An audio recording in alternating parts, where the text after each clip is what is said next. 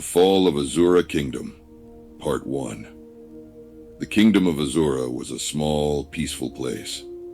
It was surrounded by tall mountains, hills, and valleys with fresh water. The people of Azura used this water for farming, drinking, and washing. Azura was famous for its skilled healers and medicine makers. They could cure even the most serious illnesses using special herbs that they grew on their farms. A young boy named Thane Kalebren lived in Azura. He loved playing with his friends, especially Alara and Jaren. Thane's parents were well-known healers, and he had learned a lot from them. King Baruzab ruled the Kingdom of Azura. He had a disagreement with King Shitu, who ruled a neighboring kingdom. King Shitu wanted to buy most of Azura's farmlands, but King Baruzab refused. King Shitu became angry and decided to attack Azura to take control of the land and farms where special herbs grew. One day, King Shitu's kingdom launched a surprise attack on Azura. Thane and his friends were playing in the town square when the alarm sounded. Chaos erupted as flames engulfed the kingdom. Fire. Run, run, run. The king, Shitu, and his people continuously shot fire arrows and bombs at them. Thane's parents were lost in the chaos, and he was separated from Alara and Jaren. Thane was only 12 years old. Many people ran for their lives while the rest were taken captive. Meanwhile, a lot of people died during the chaos. Thane escaped by dodging burning pieces of wood and running away from the screaming villagers. Enemy soldiers chased him, capturing many children. But Thane ran as fast as he could, using all his energy. He entered a thick forest, losing sight of the soldiers. His heart was beating very fast, but he kept walking deeper into the forest, hiding from the soldiers. Exhausted and alone, Thane reached the banks of the mighty River Eldred after 2 days of running. He was now extremely far from the Kingdom of Azura, his lost home. He quenched his thirst from River Eldred and rested in an old kennel, which he used to cross the river. He spent almost the whole day paddling the old paddle on River Eldrida. On the other side, Thane stumbled upon the Kingdom of Eldred, a prosperous realm ruled by King Aaron and his 2 wives, Queen Lyrian and Queen Xanthi. Queen Lyrian was kind and wise, while Queen Xanthi was cruel and power-hungry. Thane's arrival in Eldrida sparked curiosity among the kingdom's people, as he looked very unfamiliar to the people. As he walked his way into the kingdom, he found himself in the fish market, close to River Eldred, where the people sold fish. Thane felt a bit relieved because he has finally met people after a 3 days trip from the bushes. He was very hungry and couldn't help it, so he went to a corner, behind the fish seller's cupboard. As he creeped his way into the store where dry fishes were stored, he sat behind an old wooden barrel and began to eat the fishes with every hunger in him. Before he could devour all the fishes, a young man named Jin, who came to deliver fishes in the store, entered the storeroom. Thane began shivering as he tried to escape from the room. Suddenly, Jin caught him by his hand and dragged him out to the market square. This drew the attention of the traders. "Little thief! What shall we do with him?" Jin exclaimed. The owner of the store, Madame Rybar, suggested that they keep him until his parents comes for him. But Thane explained that he was from the Kingdom of Azura, which was burnt down 3 days ago, and he lost sight of his parents in the chaos. "Stranger, you will have to answer to the king then," exclaimed Jin. When Jin and Thane got to the palace gate, the guards opened the long gates. They got in. Jin presented the little boy before the king and took his leave. King Aaron asked about his origins, and Thane shared his heartbreaking story. The king sympathized with him, and King Aaron took Thane under his roof, making him a palace servant. The Fall of Azura Kingdom, Part 2.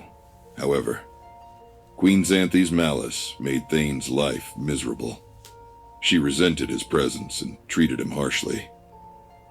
Fortunately, Thane found solace in Princess Elian's companionship. He would keep her company, regaling her with captivating stories within the palace walls, and they become good friends. 5 years later, Princess Elian, Queen Lyrian's daughter, fell gravely ill. The kingdom's best healers failed to cure her, and she was at the point of death. King Aaron declared that whoever saved Elian would get a great reward. The kingdom consulted witch doctors of all kinds from different kingdoms, but to no avail. The princess got no better.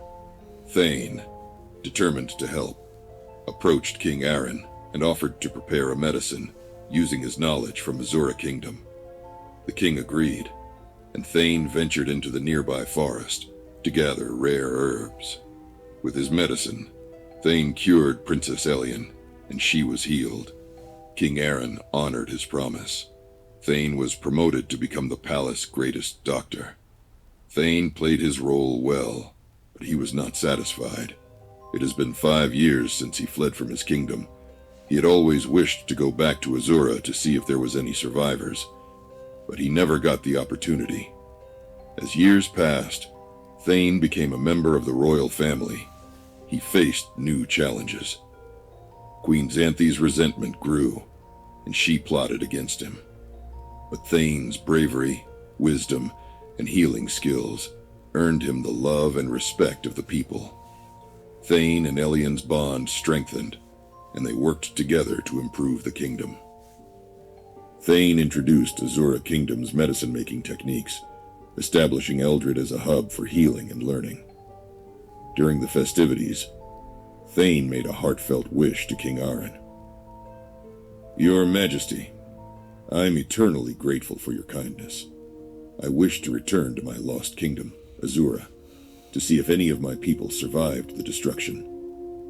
King Aaron, moved by Thane's longing, granted his wish. "Go, Thane, and may the gods guide you. Return to us with news of your homeland." Thane traveled back to Azura, accompanied by a small entourage. Upon arrival, he couldn't recognize his home. Everything had changed.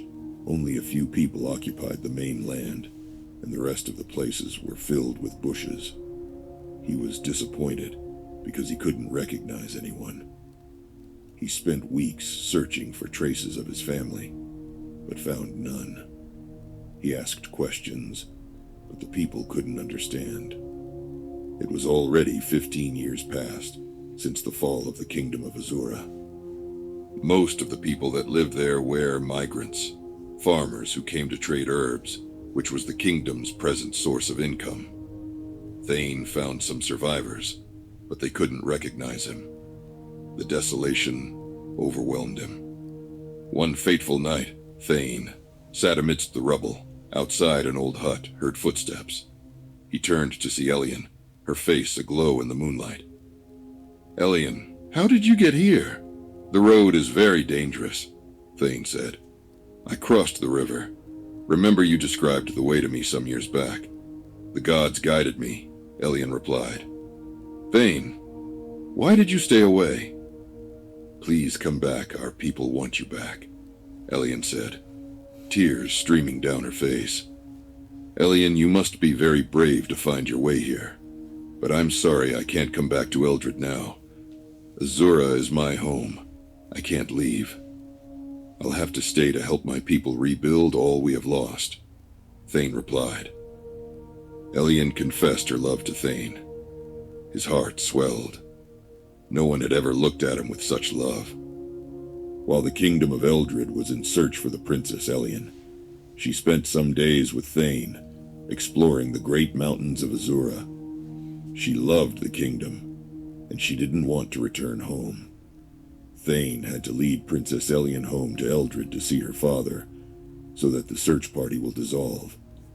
The king was in awe to see his daughter, but she pleaded for mercy and confessed her long-held feelings for Thane.